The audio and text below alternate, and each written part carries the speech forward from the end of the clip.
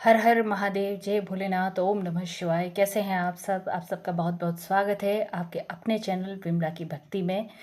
आज हम बात करेंगे मनसा वाचा व्रत के बारे में, जिसे मनसा महादेव व्रत कथा भी कहते हैं। ठीक है। अगर आप मासिक धर्म में हो गए हैं या किसी वजह से आप कथा नहीं कर सकते तो आप कथा सुन लें, इतना ही काफ़ी है और आपकी पूजा मान्य होगी। आप नहाकर कथा सुन लें। ठीक है। अब शुरू करते हैं कथा। मनसा वाचा व्रत कथा। एक समय तरह तरह के फल फूल और सुंदर सुंदर जड़ी बूटियों से शोभायमान कैलाश पर्वत पर विराजमान श्री शंकर भगवान जी से श्री पार्वती जी बोली कि हे जगत के स्वामी, आज मन बहलाव के वास्ते आप और मैं चौपड़ खेलें। शंकर जी ने कहा कि चौपड़ के खेल में बेईमानी बहुत होती है और हार जीत का पता नहीं पड़ता, इसलिए कोई तीसरा आदमी होना चाहिए जो ईमानदारी से फैसला कर सके।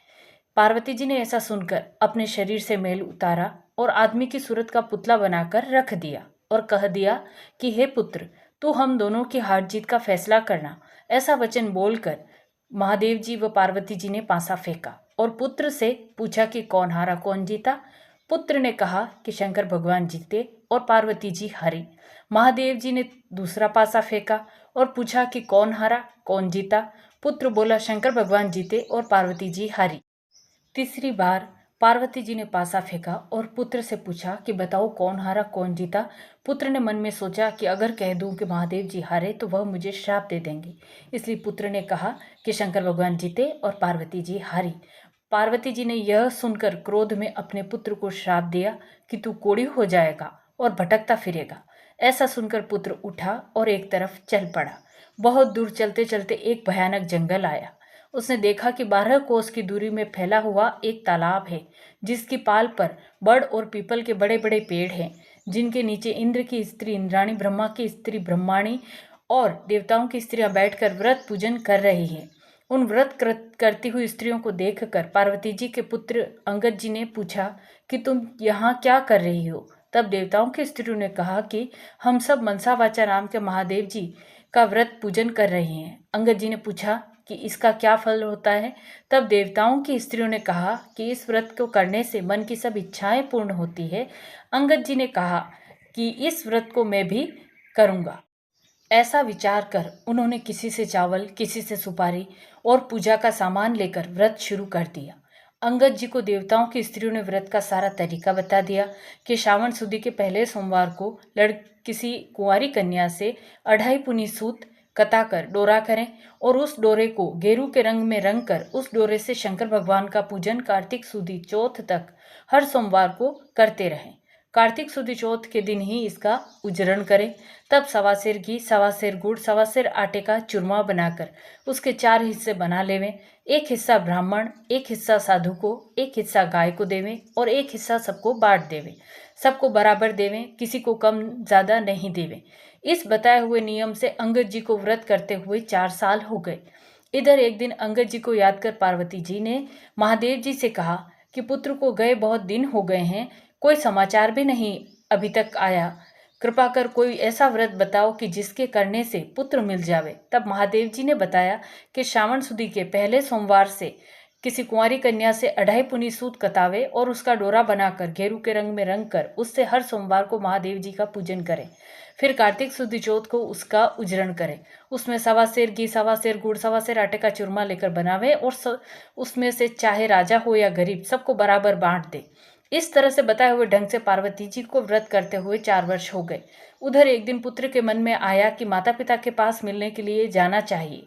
व्रत करने से अंगद जी की देह इंसान जैसी सुंदर हो गई थी। अंगद जी माता पार्वती के पास जाकर खड़े हो गए। पुत्र को आया देखकर पार्वती जी हंसने लगी। अंगद जी यह देखकर पीछे हट गए। पार्वती जी ने पूछा कि पुत्र तुम पीछे क्यों हट गए। तब पुत्र ने कहा कि मेरे बिना बुलाए आने पर आप हंसी, इसलिए मैं पीछे हट गया। इस पर पार्वती जी ने कहा कि मैं तुम्हारे आने पर नहीं हंसी, मैं तो व्रत के प्रभाव पर हंसी हूँ, क्योंकि तुमसे मिलने के लिए मैंने मनसा वाचा व्रत किया था। तब अंगद जी ने कहा कि मैंने भी यह व्रत किया है। पार्वती जी बोली कि बोलो तुम्हें क्या चाहिए। तब उन्होंने कहा कि मुझे उज्जैन नगरी का राज्य चाहिए। तो उन्होंने कहा ठीक है, उज्जैन नगरी का राज्य मिल जाएगा। इस व्रत के करने से ही तुम्हारा श्राप मिट गया है। मैंने यह व्रत किया तो तुम मुझे मिले। अब मिलने आ गए। अब तुम क्या चाहते हो सो कहो। पुत्र बोला, मैं उज्जैन नगरी में राज्य करना चाहता हूँ। यह कहकर वह उज्जैन की तरफ चल पड़ा। उज्जैन पहुंचकर राजा रानी से मिला। राजा रानी बूढ़े हो गए थे, उनके कोई पुत्र नहीं था, केवल एक कन्या थी। राजा रानी ने सोचा कि हम बूढ़े हो गए हैं, इसलिए अपनी कन्या का विवाह किसी अच्छे वर के साथ करके सारा राजपाट उसे ही संभला देवे। ऐसा विचार करके उन्होंने एक स्वयंवर रचा, जिसमें देश विदेश के बड़े बड़े राजकुमार बुलाए गए। स्वयंवर में एक हथिनी को सजाकर राजा ने हथिनी को हाथ जोड़कर कहा कि हथिनी देवी, इन सब में जो राजा राज करने का अधिकारी हो और कन्या के लिए श्रेष्ठ वर हो, उसी के गले में यह माला डाल देना। यह कहकर हथिनी की सूंड में वह माला पकड़ा दी। हथिनी ने चारों तरफ देखभाल कर पार्वती जी के पुत्र अंगद जी के गले में वह माला डाल दी। तब उस सब ने कहा कि हथिनी चूक गई है। फिर हथिनी को श्रृंगार किया और हाथ जोड़कर कहा कि जो इस राज्य को भोगने का अधिकारी हो और राजकुमारी के लिए अच्छा वर हो, उसी के गले में यह माला डाल देना। यह कहकर माला हथिनी की सूंड में पकड़ा दी। अंगद जी को पहले ही वहां से निकाल दिया था। हथिनी ने घूम फिर कर बाहर निकलकर फिर अंगद जी को माला डाल दी। तब फिर सब लोगों ने कहा कि हथिनी ने हट कर ली है, इसलिए फिर उसी के गले में माला डाल दी है। ऐसा विचार कर फिर हथिनी को सजाया गया और माला देकर निवेदन किया कि हे गजराज, तू देवता स्वरूप है, सो जो इस राज्य का मालिक बनकर राज्य भोगने वाला हो और राजकुमारी के लिए श्रेष्ठ वर हो, उसी के गले में यह माला डाल देना। अंगद जी को पहले ही मार पीट कर बाहर निकाल दिया था। हथिनी घूम फिर कर बाहर निकल गई और उनके गले में माला डाल दी। तब राजा ने नगर के सेठ को बुलाकर हुक्म दिया कि इन अंगद जी को आप अपने घर ले जाकर बारात बनाकर ले आओ। सेठ अंगद जी को घर ले गया और वहां से बारात बनाकर राजा के यहाँ ले आया। राजा ने पंडित को बुलवाकर मंडप की रचना करवाई और अपनी कन्या के साथ अंगद जी का विवाह कर दिया। सारा राजपाट उसको सौंप दिया। अपने खर्च के लिए केवल 4 गांव रख लिए। राजकुमारी और अंगद जी ने महल में प्रवेश किया। राजकुमारी ने पूछा कि आपका नाम क्या है, जाति क्या है और आपके माता पिता कौन हैं। तब उन्होंने कहा कि मेरा नाम अंगद है और श्री महादेव जी पार्वती जी मेरे माता पिता हैं। राजकुमारी ने कहा कि श्री महादेव जी तथा पार्वती जी तो देवलोक के देवता है, इसलिए इस मृत्युलोक में तुम्हारे माता पिता कैसे हो सकते हैं। तब अंगद जी ने कहा कि एक समय सुंदर पूरा जो वृतांत है वो उन्होंने सुनाया। मैं सुना देती हूँ आप लोगों को वापस से। कहा कि एक सुंदर फल और वनस्पतियों से सुशोभित कैलाश पर्वत पर महादेव जी विराजमान थे। तब पार्वती जी ने महादेव जी से चौपड़ खेलने के लिए कहा। महादेव जी ने कहा, हार जीत का फैसला करने वाला कोई तीसरा होना चाहिए। तब पार्वती जी ने अपने शरीर का मैल उतारकर पुत्र की सूरत का पुतला बना दिया और महादेव जी ने उसमें जान डाल दी। तब मुझसे कहा कि हमारी चौपड़ में हार जीत की गवाही देना। महादेव जी ने पासा फेंक कर मुझसे पूछा कि कौन हारा कौन जीता। मैंने कहा कि महादेव जी जीते और पार्वती जी हारी। इस तरह दूसरी बार भी महादेव जी जीते और पार्वती जी हारी, मैंने कहा। तीसरी बार पार्वती जी ने पासा चलाकर कहा कि पुत्र कौन जीता कौन हारा। मैंने सोचा यदि कह दूं कि महादेव जी हारे और पार्वती जी जीती तो महादेव जी मुझे श्राप दे देंगे, इसलिए मैंने कह दिया कि महादेव जी जीते और पार्वती जी हारी। पार्वती जी ने यह सुनकर मुझे श्राप दे दिया कि जा तू कोढ़ी हो जाएगा और मारा मारा फिरेगा। पार्वती जी के श्राप देने पर मैं वहां से चलकर एक भयानक जंगल में पहुंचा जहां पर बड़े भारी तालाब पर बड़ व पीपल के पेड़ खड़े थे। उस स्थान पर इंद्राणी, ब्रह्माणी आदि देवताओं की स्त्रियां व्रत कर रही थी। उनसे पूछा कि ऐसा करने से क्या होता है। तब उन्होंने व्रत का प्रभाव तथा उसके करने की विधि बताई। तब मैंने किसी से चावल मांगकर व्रत शुरू कर दिया। श्रावण सुदी पहले सोमवार के दिन कुंवारी कन्या से 2.5 पुनी सूत कतवा कर डोरा किया और उसको गेरू के रंग कर महादेव जी की पूजा की और कार्तिक सुदी चौथ के दिन उसका विसर्जन करके और उसका उद्यापन किया। 1.25 सेर घी, 1.25 सेर गुड़, 1.25 सेर आटे सबको बराबर बराबर बांट दिया। इस प्रकार यह व्रत पूरा किया। उधर पार्वती जी ने महादेव जी से पूछा कि हमारा पुत्र अंगद का कुछ पता नहीं है, वह बहुत समय से आया नहीं है। तब महादेव जी ने कहा कि वह जीवित है, मैं बताता हूँ। उस प्रकार व्रत करो जिससे तुम्हारा पुत्र आ जाएगा। व्रत का विधान बताया कि श्रावण सुदी के पहले सोमवार के दिन कुंवारी कन्या से 2.5 पुनी सूत कतवा कर डोरा बनावे, उसको गेरू के रंग में रंग महादेव जी की पूजा करे और कार्तिक सुदी चौथ को उजरण करे। 1.25 सेर घी, 1.25 सेर गुड़, 1.25 सेर आटे का चूरमा बनावे और उसके 4 भाग कर ऊपर बताए ढंग से बराबर बराबर बांट देवे। इस प्रकार बताए हुए ढंग से पार्वती जी ने व्रत किया। इधर मैं जाकर पार्वती जी के पास खड़ा हो गया। पार्वती जी ने मुझे देखते ही हंस पड़ी। मैं पार्वती जी को हंसता देखकर पीछे हट गया। तब पार्वती जी ने कहा कि मैं पीछे क्यों हटा। मैंने कहा कि तुम मेरे बिना बुलाए आने पर हंसी, इसलिए पीछे हटा। पार्वती जी ने कहा कि मैं तो इसलिए हंसी कि मैंने मनसा महादेव व्रत किया और तुम मुझसे मिलने आ गए। उसके प्रभाव से तुम मेरे पुत्र मुझे मिल गए। मैंने कहा कि मैंने भी यही व्रत किया। तब माता पार्वती ने कहा, तुम्हारे मन में क्या है सो कहो। मैंने कहा, उज्जैन नगरी की राजकुमारी और उज्जैन का राज्य मुझे मिल जाए। तब पार्वती जी ने कहा कि तुम्हारे मन की इच्छा अवश्य पूर्ण होगी। अब उज्जैन नगरी का राज्य भी मिल गया। अंगद जी ने अपनी विवाहित राजकुमारी से पूछा कि तुम्हारे मन में क्या है सो कहो। राजकुमारी ने कहा कि हमारे बिना गर्भावास के ही पुत्र होना चाहिए। तब अंगद जी ने कहा कि तुम्हारे बिना गर्भावास के ही पुत्र होगा तो मनसा वाचा व्रत ऊपर बताए हुए ढंग से करना। यह कहकर अंगद जी वहां से चले गए। रानी ने मनसा वाचा व्रत शुरू किया। 4 वर्ष के बाद एक दिन रानी ने दातुन करते समय दासी को पात्र भरकर जल लाने को कहा। दासी जल लाने गई तब क्या देखती है, सोने की पालकी में बच्चा बैठा हुआ पैर का अंगूठा चूस रहा है। दासी ने झट से आकर रानी से कहा कि आपके पुत्र हुआ है। रानी ने कहा कि क्यों हमसे हंसी करती हो। दासी ने कहा कि विश्वास न हो तो चलकर देख लो। रानी ने जाकर देख तो सचमुच पालने में बच्चा बैठा पैर का अंगूठा चूस रहा है। रानी ने बहुत प्रसन्न होकर श्री महादेव जी से प्रार्थना की कि हे भगवान, आपने यह पुत्र दिया है तो इसके लिए मेरे स्तन में दूध की धारा भी निकल जाए। इतना कहते ही रानी के स्तनों से दूध की धारा छूट गई। बच्चे को स्नान कराकर दूध पिलाया। इस प्रकार बालक धीरे धीरे बड़ा होने लगा। कुछ बड़ा होने पर एक दिन बालक अपनी माता से पूछ बैठा कि मेरे पिता कौन हैं। तब माता ने कहा कि अंगद जी तेरे पिता तथा महादेव जी व पार्वती जी तेरे दादा दादी हैं। तब फूल कुंवर ने कहा कि यह बात मृत्युलोक में कोई नहीं मान सकता। तब माता ने पूर्ण वृतांत अपने पुत्र को सुनाया।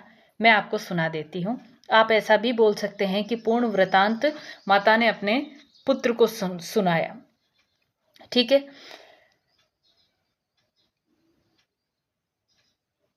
एक दिन महादेव जी व पार्वती जी ने कैलाश पर्वत पर चौपड़ खेलने की सोची। हार जीत का फैसला करने के लिए पार्वती जी ने शरीर से मेल उतारकर मनुष्य का पुतला बनाया और शिव जी ने उसमें प्राण डाल दिए और कहा कि तुम हमारी हार जीत का फैसला करना। यह कहकर महादेव जी ने पासा फेंका और पूछा कि पुत्र कौन हारा कौन जीता। तो पुत्र ने कहा कि महादेव जी जीते, पार्वती जी हारी।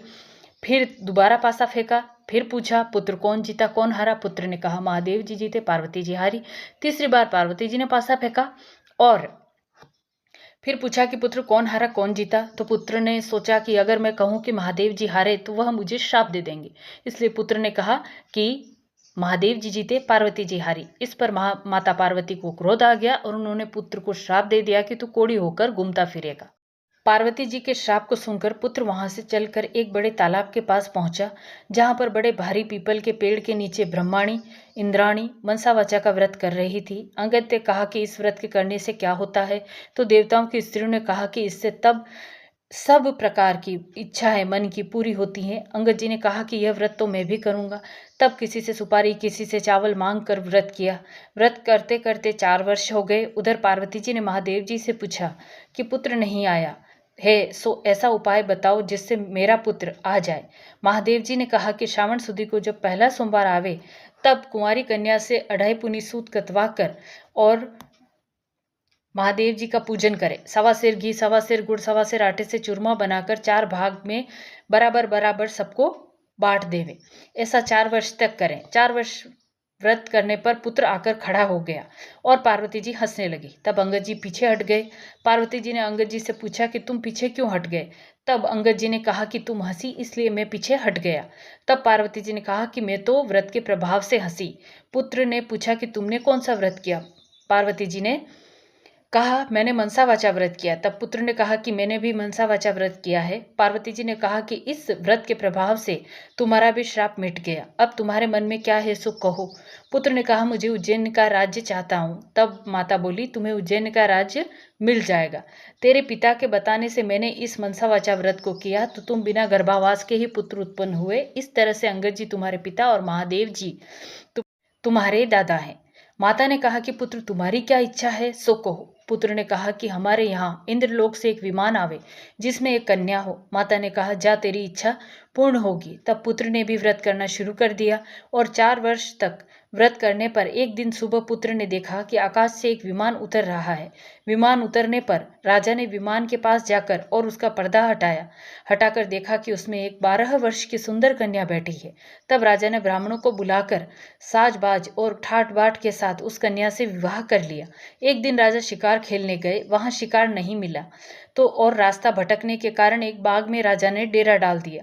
राजा भूख प्यास से व्याकुल हो रहा था। इतने में ही एक ब्राह्मण आ गया और उसने अपना पतड़ा देखकर बताया कि आज कार्तिक सुदी चौथ का उजरण है। तब राजा ने कहा कि ब्राह्मण देवता, मुझसे भूल हो गई है, सो चौथ का पूजन करावे। पूजन कर राजा ने नगर में खबर भेजी कि राजमहल में 1.25 सेर घी, 1.25 सेर गुड़, 1.25 सेर आटे का चूरमा बनाकर भेजा जावे। इन्हें सोचा कि फौज साथ में होने से इतने से चूरमे से क्या होगा, इसलिए एक गाड़ी भरकर भेज दिया। राजा ने सोचा कि मेरे लिए तो यह काफ़ी है, लेकिन फौज के लिए तो थोड़ा होगा। इतने में ही महादेव जी ने गुस्से में भरकर राजा को स्वप्न में कहा कि तुम अपनी रानी को घर से निकालो, नहीं तो तुम्हारा राज्य नष्ट कर दूंगा।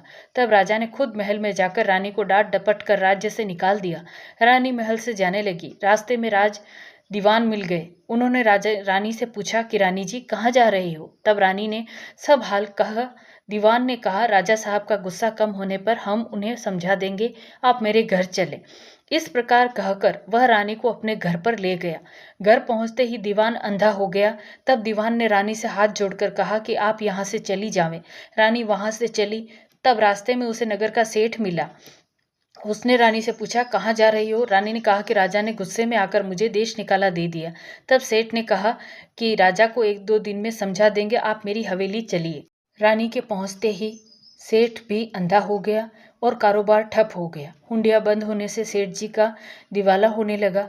तब सेठ जी ने हाथ जोड़कर रानी से कहा कि आप यहाँ से चली जाएं।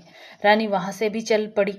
आगे चलकर एक कुम्हार मिला। उसने भी रानी से पूछा कि आप किधर जा रही हैं। तब रानी ने राजा के गुस्से में आकर निकालने की बात कह सुनाई। तब कुम्हार ने कहा कि राजा जी को 1-2 दिन में समझा देंगे, आप मेरे घर चलो। रानी कुम्हार के साथ उसके घर चली गई। घर पहुंचते ही कुम्हार अंधा हो गया और उसका आवा फूट गया। तब कुम्हार ने हाथ जोड़कर रानी से कहने लगा, आप यहाँ से चली जाएं। यह सुनकर रानी वहां से चल पड़ी। आगे चलने पर रास्ते में एक माली मिला। उसने भी रानी से पूछा कि आप किधर जा रही हैं। तब रानी ने माली को देश निकाले की बात कह सुनाई। माली ने कहा कि आप मेरे बाग में चलें, 1-2 दिन में राजा साहब को मना लेंगे। रानी के बाग में जाते ही हरा भरा बाग जलकर कोयले की तरह हो गया और माली भी अंधा हो गया। तब माली ने हाथ जोड़कर रानी से कहा कि आप यहाँ से चली जाए। रानी सोचने लगी, मैंने ऐसा कौन सा पाप किया है जिसके कारण जहाँ भी जाती हूँ वहीं अनर्थ हो जाता है। इस जीवन से तो मरना ही अच्छा है। यह सोचकर वह वहाँ से चल पड़ी। आगे 2 रास्ते थे, जो एक 6 महीने का था और एक 3 दिन का था। रानी 3 दिन के रास्ते पर चल पड़ी। आगे चलने पर शिप्रा नाम की नदी आई। रानी ने सोचा, इसमें डूबकर मर जाना ही अच्छा है। ऐसे विचार कर वह नदी में कूद गई। इतने में ही नदी का सारा पानी सूख गया। आगे चलने पर एक बड़ा भारी पर्वत आया। रानी पर्वत पर चढ़कर गिरने लगी तो पर्वत जमीन के बराबर हो गया। रानी फिर आगे चलने लगी तो एक जंगली शेर मिला। रानी ने सोचा, इसको छेड़ूंगी तो यह मुझे खा जाएगा। यह सोचकर हाथ फेरा तो वह शेर पत्थर का हो गया। रानी फिर आगे चली कि एक अजगर मिला। उसने सोचा, इसे छेड़ूंगी तो यह मुझे खा जाएगा। यह सोचकर अजगर को छेड़ा तो वह भी रस्सी बन गया। वहां से फिर आगे चली तो चलते चलते एक बड़ा भारी बड़ पीपल का पेड़ आया, जिसके नीचे कुआं था। महादेव जी का मंदिर था। उसमें बैठकर रानी ओम नमः शिवाय मंत्र का पाठ करने लगी। उस दिन कार्तिक सुदी चौथ थी, जिसके उजरण में मंदिर का साधु गांव में गया था। आते समय रास्ते में उसे कुत्ते ने काट खाया। साधु ने सोचा, मंदिर में ऐसा कौन कौन ऐसा पापी आ गया है जिससे मुझे कुत्ते ने काट खाया। रानी के पास आकर साधु ने कहा, कौन यह डाकन बैठी है? तब रानी ने कहा कि मैं डाकन नहीं, एक दुखी स्त्री हूँ। यदि आप मुझे धर्म की बेटी बनावे तो मैं सब अपना हाल आपको बताऊं। तब साधु ने कहा, तुम मेरी धर्म की बेटी हो, अपना सारा हाल कहो। रानी ने सब बातें बता दी। साधु ने रानी की बात सुनकर उसे एक लड्डू दिया और कहा कि आज कार्तिक सुदी चौथ का उजरण है, सो राजा को अधिक नहीं और गरीब को कम नहीं देना चाहिए, इसलिए 1.25 लड्डू बनाए हैं। तब रानी ने विचार किया कि मैंने राजा के कहने पर चूरमा अधिक भेजा था, इसलिए मुझे दुख मिल रहा है। रानी ने साधु से कहा कि इस व्रत को मैं करूंगी। साधु ने कहा कि सावन सुदी में पहला सोमवार आवे तब इस व्रत की विधि बतलाऊंगा। कुछ दिन बीतने पर सावन सुदी आई। तब रानी ने साधु को याद दिलाया। साधु ने गांव में जाकर पूजा की सामग्री इकट्ठी की और पूजा आरंभ की। सावन के पहले सोमवार के दिन कुंवारी कन्या से 2.5 पुनी सूत कतवाया और महादेव जी की पूजा की। कार्तिक सुदी चौथ का उजरण किया तथा 1.25 घी, 1.25 गुड़, 1.25 आटे का चूरमा किया और उसके 4 भाग कर पहली बताई विधि से बांट दिए। रानी ने साधु से कहा कि मुझसे रास्ते में जो पाप हो गए हैं उनसे छुटकारा पाने का मंत्र बताओ। तो साधु ने कहा कि ओम नमः शिवाय मंत्र के जाप से सारे पाप कट जाते हैं। साधु ने कहा कि महादेव जी से कहना कि यदि आप प्रसन्न हैं तो इन सबको जीवित कर दो। ओम नमः शिवाय मंत्र का पाठ कर जल का छींटा देना। रानी शिवालय की परिक्रमा कर वहां से चल पड़ी। सबसे पहले जो सर्प रस्सी बन गया था उसके पास गई और ओम नमः शिवाय मंत्र का जाप करके बोली, जल का छींटा दिया कि इस सर्प को चौगुना शरीर हो जावे। सो कहते ही सर्प का चौगुना शरीर हो गया। फिर सिंह मिला, वहां भी रानी ने ओम नमः शिवाय मंत्र का जाप कर कहा कि इसका शरीर चौगुना हो जाए। तो जो सिंह पत्थर का बन गया था वह जीवित होकर चौगुने शरीर वाला हो गया और गरजता हुआ खड़ा होकर जंगल में भाग गया।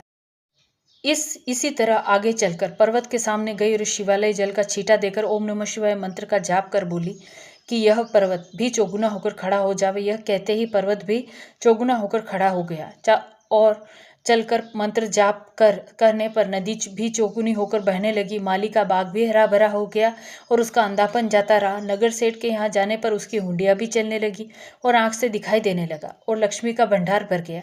सेठ हाथ जोड़कर कहने लगा कि आपके आने से हमारे यहाँ लक्ष्मी की वर्षा हुई है और ठाट बाट हो गए हैं। सो इसी खुशी में सारे नगर वालों को भोजन कराना चाहता हूँ। सो सारे नगर में ढिंडोरा करवा दिया कि किसी के भी चूल्हे में धुआं नहीं निकलने पावे। जो किसी के चूल्हे में धुआं हो उसे 11 रुपये दंड होगा। सारे गांव के लोग भोजन कर जाने लगे। यह खबर दरबार में भी पहुंची कि चौथ का उजरण है, सो जो कोई भी भूखा प्यासा मिले उसे भोजन के लिए भेज दे। सारे शहर में ढूंढने पर भी कोई भूखा प्यासा स्त्री पुरुष नहीं मिला। एक धोबी से पता पड़ा कि एक अंधी बहरी डोकरी है जिसके संपूर्ण शरीर में कोढ़ हो रहा है। नदी के किनारे पड़ी डोकरी को लाकर स्नान कराने लगे। स्नान कराते ही डोकरी का कोढ़ झड़ने लगा। डोकरी को रानी के पास ले जाने पर रानी ने उसे सारी कथा सुनाई। कथा सुन लेने पर स्वर्ग से एक विमान आया और वह डोकरी सदैव वैकुंठ को चली गई। शंकर भगवान के दर्शन और अर्चना पूजन भक्ति भाव से करने पर हर एक की मनोकामना पूरी होती है। भगवान शंकर की जो नर नारी श्रावण, कार्तिक व माघ महीने में श्रद्धा भक्ति भाव से पूजन करता है वह संसार के सभी सुखों को भोग कर अंत में संसार के बंधनों से छूटकर मुक्ति को प्राप्त होता है। अतः हर गृहस्थ को शंकर भगवान की नित्य प्रति पूजा कर अपना तथा अपने परिवार का जीवन सफल करना चाहिए। तो यह थी मनसा महादेव की व्रत कथा। कैसी लगी आपको? अगर अच्छी लगी हो तो लाइक, कमेंट और शेयर ज़रूर करें और एक हाथ जोड़कर निवेदन है कि कमेंट में ओम नमः शिवाय ज़रूर लिखें। भगवान भोलेनाथ आप सबकी मनोकामनाएं पूर्ण करें। हर हर महादेव।